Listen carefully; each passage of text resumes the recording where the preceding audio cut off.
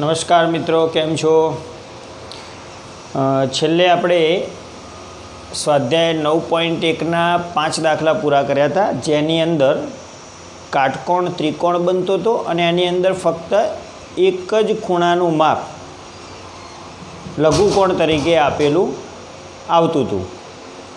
હવે આપણે દાખલા નંબર 6 5 દાખલા સુધી તમે કામ કરી દીધું. દાખલા નંબર 6ની અંદર આપણે શરૂઆત કરીએ. છઠ્ઠા દાખલામાં શું આપેલું છે?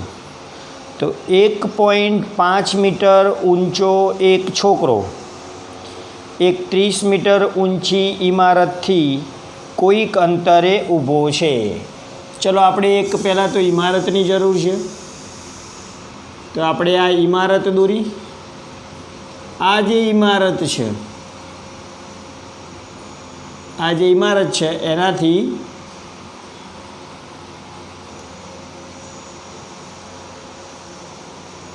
જમીન પર એક છોકરો, ધારો કે અહીં આગળ છોકરાની હાઈટ પણ આપેલી છે, એટલે છોકરાને આપણે આ રીતે દર્શાવવો પડશે. આપણે સમજો કે આ એ બી એ ઇમારત, પછી છોકરો અહીંયા ઊભો છે, એની હાઈટ આપેલી છે 1.5 મીટર. ઓકે, હવે આગળ વધીએ. 1.5 મીટર ઊંચો એક છોકરો એક 30 મીટર ઊંચી ઇમારતથી કોઈક અંતરે ઊભો છે. હવે જ્યારે તે ઇમારત તરફ ચાલવાનું શરૂ કરે છે ત્યારે કેટલાક સમય પછી તેની આંખથી ઇમારતની ટોચના ઉચ્છેદ કોણનું માપ 30થી વધીને 60 થાય છે. હવે એની આંખ માટે ઉચ્છેદ કોણ પહેલાં 30 હતો, એટલે પહેલાં જ્યારે મૂળ જગ્યાએ ઊભો હતો ત્યારે એની આંખ માટે, એટલે આ છોકરો ઊભો છે, છોકરાનું આપણે જે માથું હોય ત્યાં આગળ આપણે આંખને સમજી લેવાની. તો આંખ માટે જ્યારે એણે ઇમારતની ટોચ જોઈ, મતલબ આ એનું દૃષ્ટિકિરણ થાય. ઓકે, અને આ છોકરો છે એની આંખમાંથી નીકળતું જમીનને સમાંતર કિરણ, એટલે આ છે એક ક્ષૈતિજ કિરણ થાય. તો દૃષ્ટિકિરણ અને ક્ષૈતિજ કિરણ વચ્ચે પહેલાં જ્યારે છોકરો ઊભો હતો ત્યારે 30° ખૂણો મળે છે.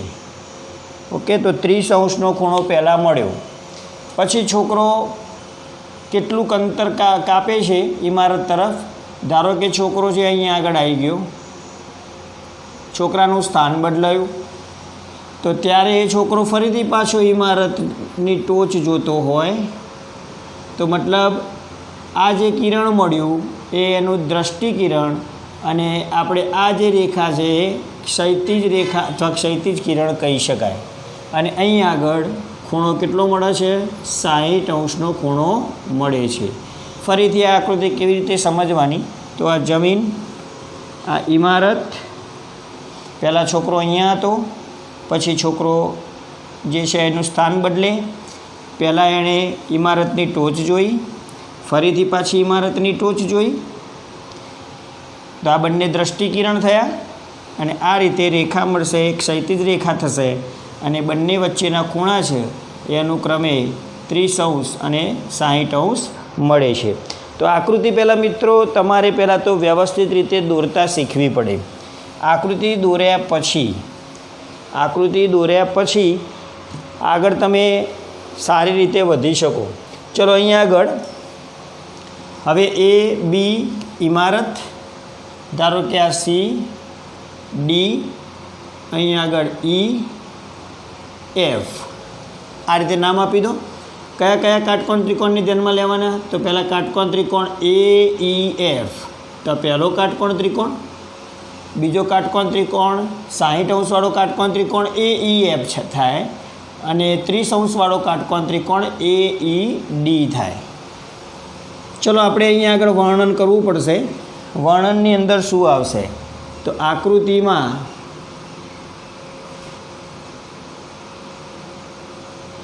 એ બી બરાબર ઇમારતની ઊંચાઈ, એ બી બરાબર ઇમારતની ઊંચાઈ જે મિત્રો આપેલી છે 30 મીટર. પછી CD, અહીં આગળ ABCDEF, અહીં આગળ G લખી દઈએ તો CD, GF અને BE આ બધી છોકરાઓની ઊંચાઈ થશે. તો CD બરાબર FG બરાબર BE આ છોકરાની ઊંચાઈ દર્શાવે. છોકરાની ઊંચાઈ જે આપેલી છે 1.5 મીટર. એટલે મિત્રો CD 1.5 હતા તો GF પણ 1.5 મીટર થાય અને BEનું માપ પણ 1.5 મીટર થાય. ચલો હવે AB આખાનું માપ કેટલું હતું? તો આખું AB જે હતો એ ટોટલ 30 મીટર હતું. એમાં 1.5 BEનું માપ છે. ટોટલ ABનું માપ 30, તો 30માંથી આ BEનું માપ 1.5 છે એ બાદ કરી દો એટલે AEનું માપ મળે. 30માંથી 1.5 જાય એટલે 28.5 મળે. 28.5. તો આપણે AE કેટલા? તો ABમાંથી BE બાદ કરવાના.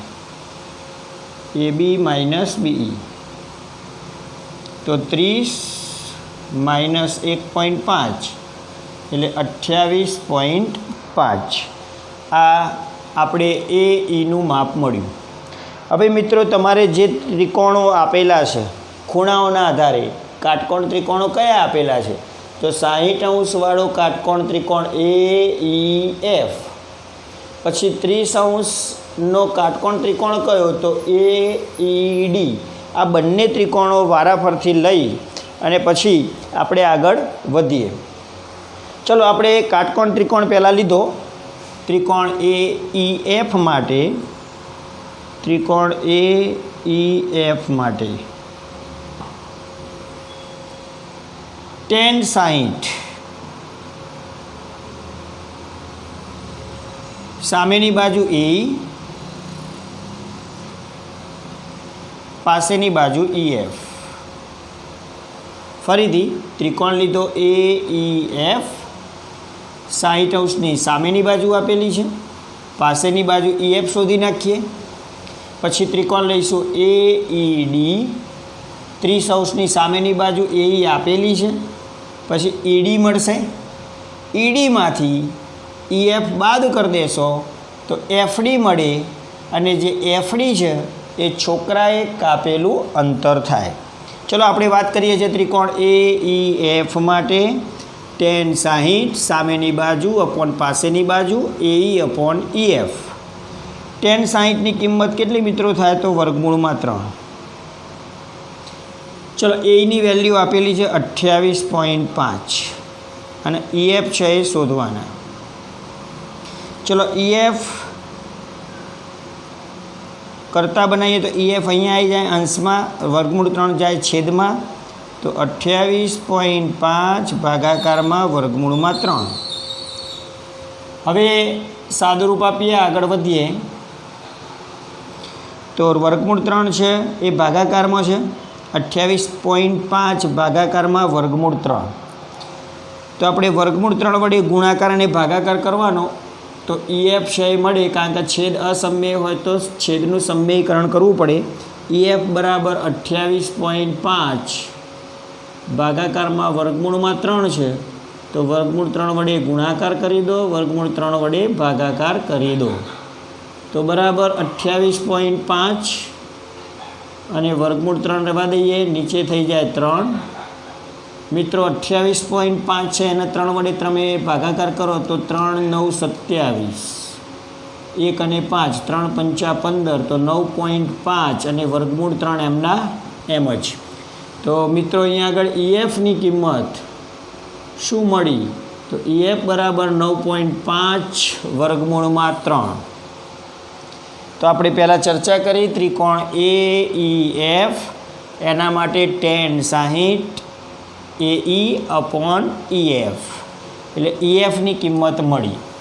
આ જ રીતે બીજો એક ત્રિકોણ લઈશું AED, 30° કાટકોણ ત્રિકોણ. તો ત્રિકોણ AED માટે ત્રિકોણ AED માટે કયો ખૂણો ધ્યાનમાં લેવો પડે? ત્રિકોણ AED કાટકોણ ત્રિકોણ માટે 30° ખૂણો, એટલે લખવાનું કે tan 30, સામેની બાજુ AE, પાસેની બાજુ DE, AE/DE. ચલો tan 30ની કિંમત મિત્રો 1/√3. ચલો AEની કિંમત કેટલી આપેલી છે? 28.5. DEની કિંમત શોધવાની. તો ચોકડી ગુણાકાર DEની કિંમત શોધવી છે તો વર્ગમૂળ 3 ગુણાકારમાં જાય, 28.5ના ગુણાકારમાં વર્ગમૂળ 3, એટલે આ મિત્રો કિંમત મળી DEની. ચલો આખો DE મળ્યો. આગળ આપણે FE શોધ્યો. DEમાંથી FE બાદ કરી દો એટલે DF મળે. DF એટલે શું? છોકરાએ કાપેલું અંતર. તો આપણે લખી શકીએ કે છોકરાએ ઇમારત તરફ કાપેલું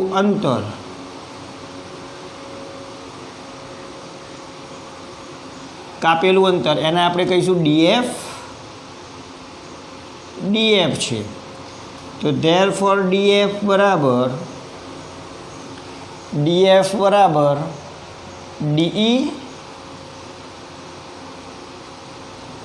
DE માઇનસ EF. DE એટલે કેટલા? 28.5 ગુણ્યા વર્ગમૂળ 3 માઇનસ EFની કિંમત મિત્રો મળી 9.5 વર્ગમૂળ 3. ઉપર આ કિંમત મૂકી દેવાની, આમાંથી આ બાદ કરી દો, DEમાંથી EF.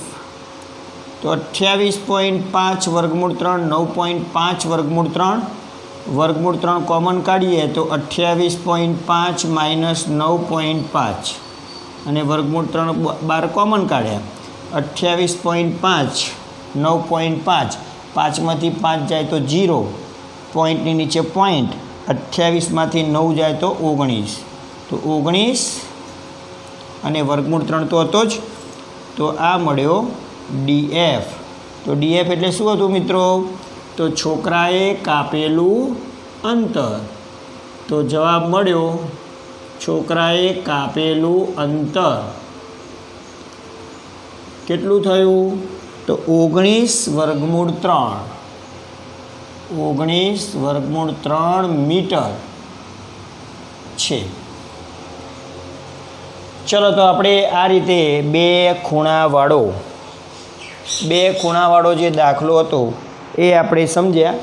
એના પછી આપણે પહેલાં અહીંયા આગળ તમારે બરાબર સમજી લેવાનું કે બે ખૂણા હોય ત્યારે કઈ રીતે આપણે શરૂઆત કરવાની અને પછી આગળ દાખલો ગણવાનો.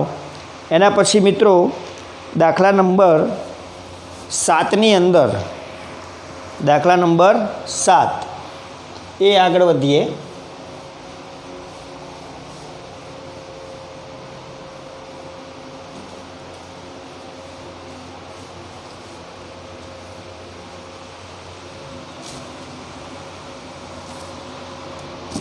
દાખલા નંબર 7.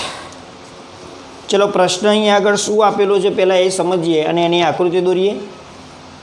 તો 7મા દાખલાની અંદર જમીન પર આવેલ એક બિંદુથી એક 20 મીટર ઊંચી ઇમારતની ટોચ પર રહેલ એક સંચાર ટાવરના તળિયા અને ટોચના ઉત્સેદ કોણના માપ અનુક્રમે 45° અને 60° છે.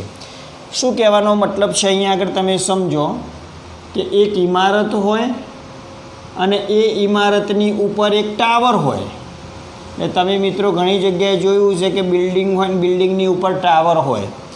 એટલે સમજો કે આપણે આ AB છે એ ટાવર ગણાય અને BC છે એ ઇમારત છે. તો ઇમારતની ટોચ ઉપર એક ટાવર ગોઠવેલું છે. હવે નિરીક્ષક છે એ ટાવરથી થોડે દૂર ઇમારતથી થોડે દૂર ઊભો હોય. હવે શું કહે છે?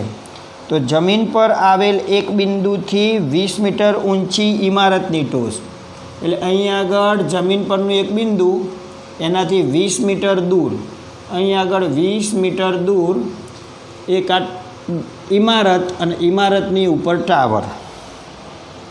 તો ઇમારતની ટોચ પર રહેલ એક સંચાર ટાવરના તળિયા અને ટોચના ઉત્સેદકોણના માપ. તો આ બિંદુ જે બિંદુ ડી છે ત્યાંથી શું જુઓ છે?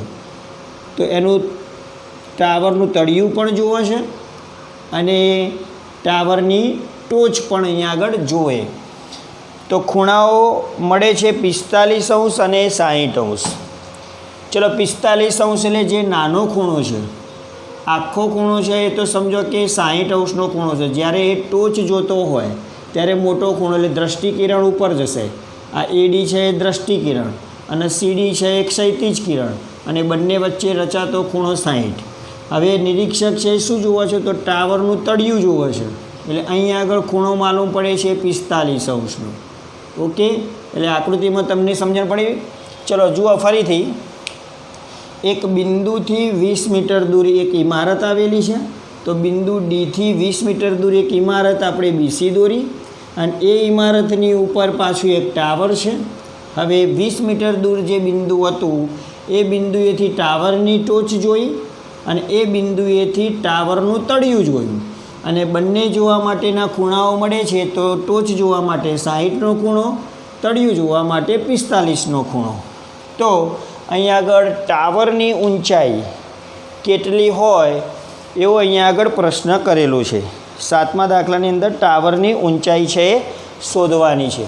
ચલો મિત્રો આગળ વધીએ. આપણે પહેલાં તો આકૃતિનું વર્ણન છે એ પહેલાં કરવું પડે. તો અહીંયા આગળ કાટકોણ ત્રિકોણ કયો મળ્યો? તો કાટકોણ ત્રિકોણ મળ્યો ACD અને બીજો કાટકોણ ત્રિકોણ મળ્યો BCD. તો આકૃતિમાં શું તમને જોવા મળે છે એ પહેલાં વર્ણન કરી દો. તો આકૃતિમાં AB બરાબર ટાવરની ઊંચાઈ, BC બરાબર ઇમારતની ઊંચાઈ,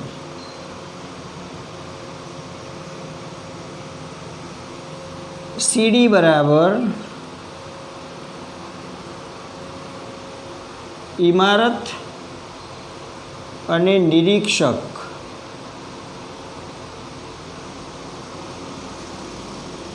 વચ્ચેનું અંતર. અને આ અંતર મિત્રો આપેલું છે. અંતર આપેલું છે 20 મીટર. ચલો અહીંયા આગળ ખૂણાઓ કયા આપેલા છે? તો ખૂણાઓ પણ લખી દઈએ. ખૂણો BDC, ખૂણો BDC એટલે BDC નાનો ખૂણો, નાના ખૂણાનું માપ આપેલું છે 45°. ખૂણો ADC અને એનું પણ માપ આપેલું છે 60°. સારું, આપણે શોધવું છે શું? તો AB છે એ શોધવા છે. એટલે મિત્રો થોડું અહીંયા આગળ મગજ છે એની કસરત આપણે કરી લઈએ કે આપણે બે કાટકોણ ત્રિકોણ, પહેલો કાટકોણ ત્રિકોણ છે 45° વાળો અને બીજો કાટકોણ ત્રિકોણ છે 60° વાળો. શું આપેલું છે? તો 45°ની પાસેની બાજુ પણ આપેલી છે, 60°ની પણ પાસેની બાજુ આપેલી છે. તો સામેની બાજુ લઈએ. જો 45°ની સામેની બાજુ છે એ BC થાય. તો નાના ત્રિકોણનો ઉપયોગ કરો, ટેનના સૂત્રનો ઉપયોગ કરો તો BC મળે. મોટા ત્રિકોણ માટે 60°ના ખૂણા માટે ટેનના સૂત્રનો ઉપયોગ કરવાથી AC મળે અને ACમાંથી BC બાદ કરી દેશો એટલે AB મળશે. તો આપણે બે ત્રિકોણ વારા પરથી અહીંયા આગળ લેવા પડશે. તો શું લખવાનું? તો ત્રિકોણ પહેલાં તો લેવાનો BCD માટે. ત્રિકોણ BCD માટે શું થાય? તો 45°નો ખૂણો છે તો લખવાનું tan 45°. સામેની બાજુ BC, પાસેની બાજુ CD, BC/CD. tan 45ની કિંમત 1, BC નથી આપ્યા, CD 20 આપેલા છે. હવે આ 20 છે એ એકની જોડે ગુણાઈ જાય એટલે BCની કિંમત 20 × 20 એટલે પહેલાં તો આપણે મિત્રો BC આપણે શોધ્યો. ત્રિકોણ BCD માટે tan 45 બરાબર સામેની બાજુ BC, પાસેની બાજુ CD. tan 45ની કિંમત 1, BC શોધવાના, CDની કિંમત 20. 20 છે એકની જોડે ગુણાઈ જાય, 20 એકા 20, BC બરાબર 20 મળે. હવે ત્રિકોણ લઈશું ACD માટે. ત્રિકોણ ACD માટે તો અહીંયા આગળ ACD માટે મોટા ખૂણાને ધ્યાનમાં રાખવો પડે. તો અહીંયા આગળ લખવું પડશે tan 60. tan 60 એટલે tan એટલે સામેની બાજુ AC, પાસેની બાજુ CD. AC upon CD. ચલો tan 60ની કિંમત મિત્રો થાય √3. AC શોધવાનો અને CD બરાબર 20. ચલો હવે આ 20 છે ગુણાકારમાં જતા રહેશે. તો AC બરાબર 20 વર્ગમૂળમાં 3 થાય. AC બરાબર 20 વર્ગમૂળમાં 3 મળે. હવે આપણે શોધવાની હતી ટાવરની ઊંચાઈ. તો ટાવરની ઊંચાઈ એટલે AB કહેવાય. તો AB શોધવો હોય તો શું કરવું પડે? ACમાંથી BC બાદ કરવો પડે. તો AB બરાબર AC માઇનસ BC. AC એટલે 20 વર્ગમૂળમાં 3 અને BC એટલે મળ્યો 20. હવે 20 વર્ગમૂળ 3માંથી 20 જાય તો 20 નીકળી જાય કોમન. કૌંસમાં વધે વર્ગમૂળ 3 ઓછા 1 આટલા મીટર. તો આ આપણને મળી ટાવરની ઊંચાઈ. જો મિત્રો અહીંયા આગળ આપણે પોઈન્ટમાં કદાચ જવાબ લાવવો હોય તો 20 વર્ગમૂળ 3ની કિંમત થાય 1.73 માઇનસ 1. 20 1.73માંથી 1 જાય તો 0.73. ગુણાકાર કરી દઈએ. 3 દુ 6, 7 દુ 14. તો અહીંયા 14.6 એક્ઝેક્ટ મીટરમાં કિંમત મળી. 14.6 મીટર ટોટલ જે સંચાર ટાવર હતું એની અહીં આગળ ઊંચાઈ મળી. તો આપણે મિત્રો 7મો દાખલો પણ સહેલો હતો. એ પણ સરળતાથી એની આકૃતિ દોરી શકાય છે અને એના અંદર જે ટાવરની ઊંચાઈ શોધવાની હતી એ પણ આપણે શોધી કાઢી. એના પછી 8મા દાખલાની અંદર આપણે જઈએ. દાખલા નંબર 8.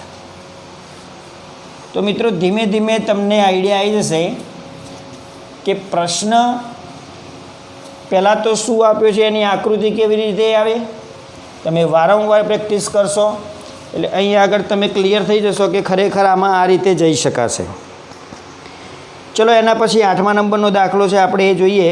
પ્રશ્ન પહેલાં સમજીએ કે એક ઊંચી બેઠક પર 1.6 મીટર ઊંચી એક પ્રતિમા ગોઠવેલ છે. તો તમે ઘણી જગ્યાએ જોયું હશે, મોટાભાગે જ્યાં સર્કલ હોય ત્યાં આગળ સ્ટેચ્યુ આપેલું હોય છે. તો સ્ટેચ્યુ હોય ને નીચે એક બેઠક હોય. તો સ્ટેચ્યુ છે ઉપર હોય, નીચે બેઠક હોય. તો પ્રતિમા એટલે સ્ટેચ્યુ. તો 1.6 મીટર ઊંચી એક પ્રતિમા ગોઠવેલી છે એવું અહીંયા આગળ આપેલું છે. તો આપણે આકૃતિ દોરીએ. તો પહેલાં આપણે લઈએ સ્ટેચ્યુ અને બેઠક બંને સળંગ દોરી દઈએ. સમજો કે આપણે જે પ્રતિમા છે એની ટોચ છે એ સમજીએ, જે સ્ટેચ્યુ છે એનું તળિયું છે એને B સમજીએ અને B થી C છે એને આપણે બેઠક સમજીએ. એટલે BC બેઠક અને પ્રતિમા છે AB. તો 1.6 મીટર ઊંચી પ્રતિમાની ઊંચાઈ આપેલી છે. તો 1.6 મીટર. તો 1.6 મીટર ઊંચી એક પ્રતિમા ગોઠવેલી હતી.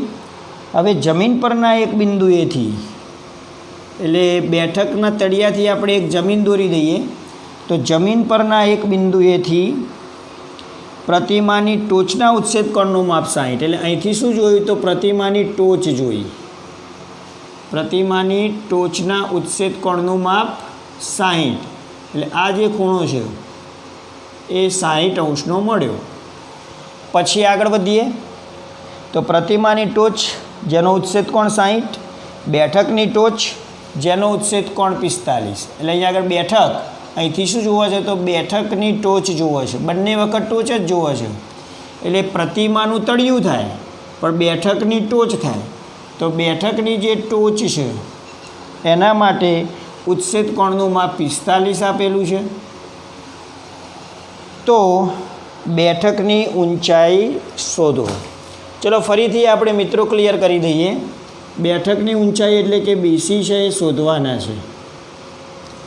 હવે તમે સમજો કે પહેલાં બીસી હતી એ બેઠક હતી, એ બેઠકની ઉપર એક પ્રતિમા હતી જેની ઊંચાઈ આપેલી છે 1.6 મીટર.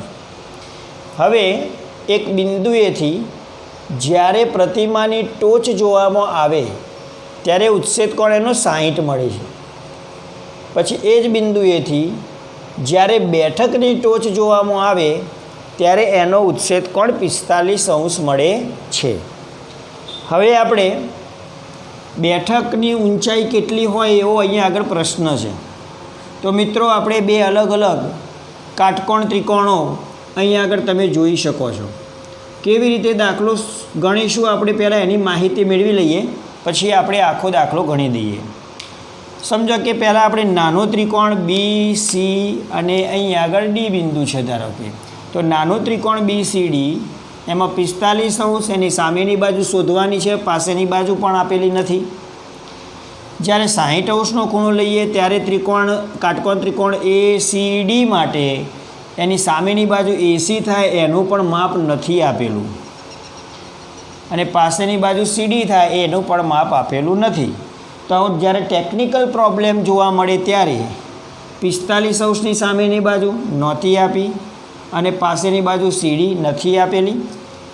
પછી 60°ની સામેની બાજુ એસી પણ નથી આપેલા, પાસેની બાજુ સીડી પણ નથી આપેલા. તો આ બંનેમાં સામેની પાસેની એમાં પાસેની બાજુ કોમન સીડી મળે છે. તો સીડી સિવાય અહીંયા આગળ બીસી માટે જો હું અહીંયા આગળ એક્સ ધારી લઉં તો આપણે જો એના માટે એક્સ ધારવામાં આવે તો આ ટોટલ આ બંનેનો સરવાળો થાય એટલે એક્સ પ્લસ 1.6 આટલા મીટર શું મળ્યું તો આખું માપ એસીનું મળ્યું. શું ધાર્યું મિત્રો આપણે 45°ની સામેની બાજુ ધારી લીધી એટલે બીસી એક્સ, તો આખા એસીનું માપ એક્સ અને 1.6ના સરવાળા બરાબર થાય. હવે આપણે અહીંયા આગળ આકૃતિનું પહેલાં તો વર્ણન કરીશું. તો આકૃતિમાં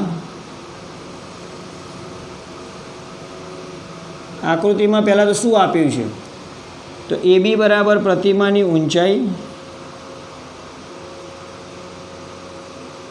એ બી બરાબર પ્રતિમાની ઊંચાઈ, બીસી બરાબર બેઠકની ઊંચાઈ,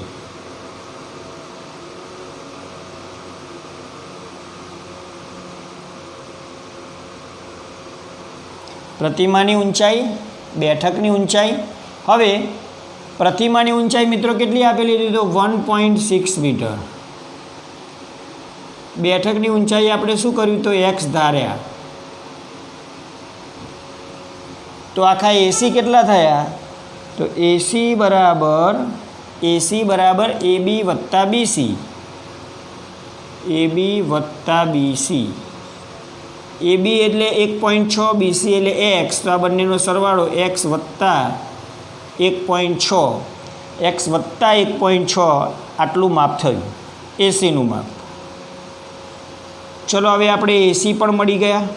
ખૂણાઓ શું આપેલા છે તો ખૂણો એ ડી સી, આખો ખૂણો એડીસી જે ખૂણાનું માપ આપેલું છે 60°. પછી ખૂણો બી ડી સી પણ આપેલો છે, ખૂણો બી ડી સી બરાબર 45°. મિત્રો અહીંયા આગળ બે કાટકોણ ત્રિકોણને આપણે વારા પરથી લઈએ.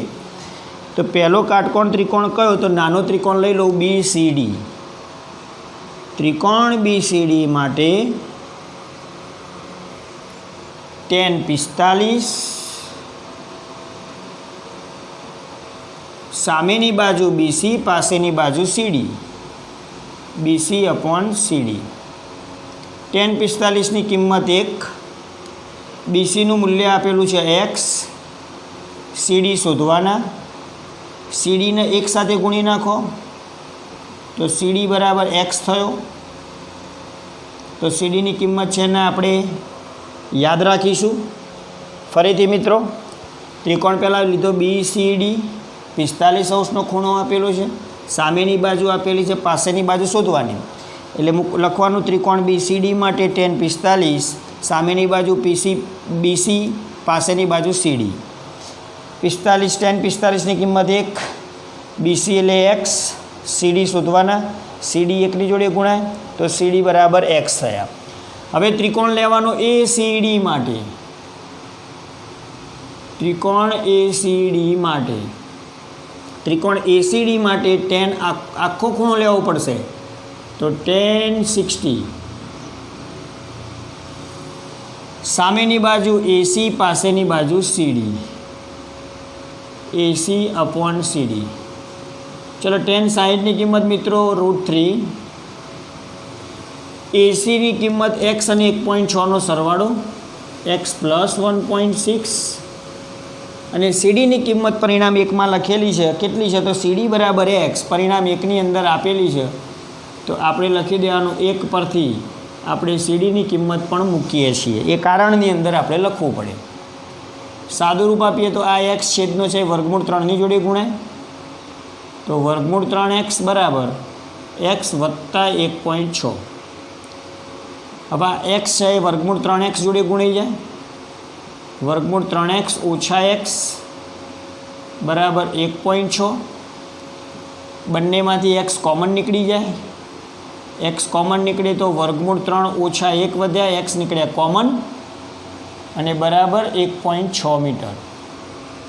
xને કરતાં બનાવવો છે તો x બરાબર 1.6 હતા, એના ભાગાકારમાં વર્ગમૂળ 3 - 1 જાય, છેદ અસમય આવ્યો, નિયમ યાદ કરો તો છેદ અસમય √3 - 1 અસમય કહેવાય તો √3 - 1 એની અનુબદ્ધ કરણી થાય √3 + 1 વડે ગુણાકાર કર્યો અને √3 + 1 વડે ભાગાકાર કર્યો।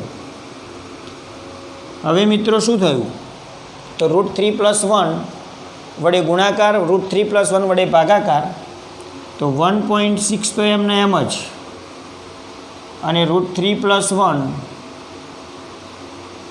અને ભાગાકારમાં √3 - 1 √3 + 1 a + b a - b a² - b² થાય તો √3 - 1 √3 + 1 એટલે √3² - 1² √3² 3,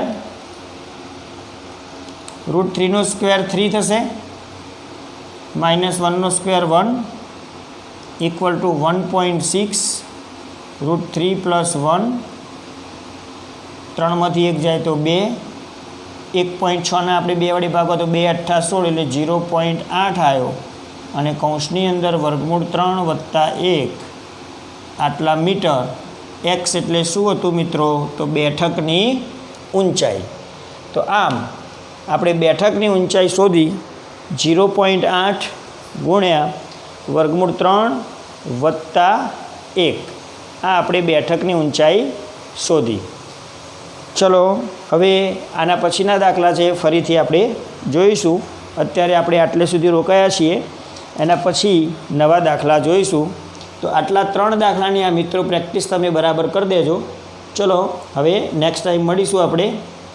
ચલો બાય બાય।